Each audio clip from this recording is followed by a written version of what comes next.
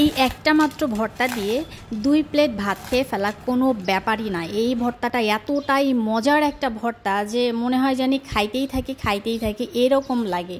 তো এই ভর্তাটা হচ্ছে খুব সহজে যেমন বানিয়ে নেওয়া যায় সেরকম এটা বানাতে তেমন কোনো উপকরণও লাগে না। যেমন ব্যাচেলার যারা থাকে, প্রবাসে যারা থাকে, কিংবা আমরা যারা বাসায় আছি তারা দেখা যায় যে মাঝে মাঝে কিন্তু রান্না করতে ইচ্ছা করে না, কিংবা ভর্তা খেতে ইচ্ছা করে, ঝামেলা করতে ইচ্ছা করে না, তারা কিন্তু ঝটপট করে এরকম একটা ভর্তা বানিয়ে নেওয়া যায়। আমি এখানে বিলেতি ধনেপাতা নিয়েছি, আমার কাছে এটাই ছিল। যে কোনো প্রকার ধনেপাতা হলেই চলবে, আর ধনেপাতা যেটাই হোক না কেন কুচি কুচি করে একটু কেটে নিয়ে, একটা হচ্ছে কাঁচামরিচ দিয়েছি আমি, সেটাও কুচি করে কেটে নিয়েছি। আর এখানে হচ্ছে মিডিয়াম সাইজের একটা পেঁয়াজ, সেটাও কুচি করে কেটে নিয়েছি। একটু সাদা লবণ দিলাম, আর এখন দিয়ে দিচ্ছি হচ্ছে 1/2 চামচের একটু কম পরিমাণে, এটা হচ্ছে টেলে নেওয়া শুকনা মরিচ। সেটাকে আমি গুঁড়া করে এভাবে রেখে দিই ভর্তা টর্তা বানানোর কাজে লাগানোর জন্য।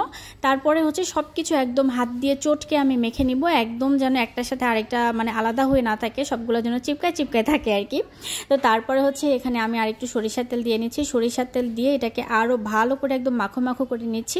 আর সবগুলো উপকরণ কিন্তু আমি কম করে ব্যবহার করেছি, কারণ এখানে আমি বালাচাও মিক্স করব। এই যে এখন আমার হাতে দেখতে পাচ্ছেন কাজী ফার্মের বালাচাও, এটার প্রাইস হচ্ছে 250 টাকা।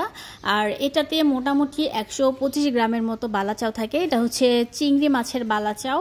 আর আমার কাছে মানে কাজী ফার্মের বালাচাওটা ভালো লাগছে। কিসের জন্য ভালো লাগছে, এই পর্যন্ত যতগুলো বালাচাও আমি খাইছি মোটামুটি সবগুলোর থেকে এটাই আমার কাছে বেস্ট লাগছে।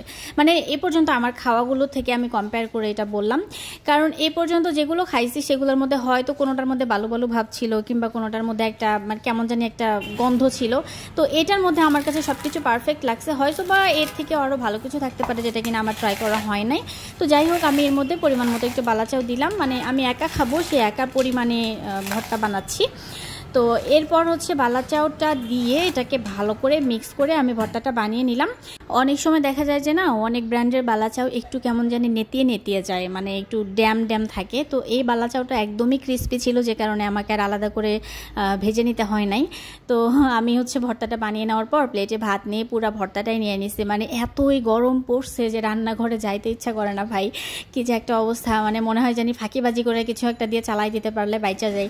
তো এই ভর্তা দিয়ে আমার ফাঁকিবাজি লাগে না, এই ভর্তা দিয়ে আমি একদম তৃপ্তি করে পুরা মানে 1.5 প্লেটের মতো ভাত খেয়ে ফেলছি, আলহামদুলিল্লাহ।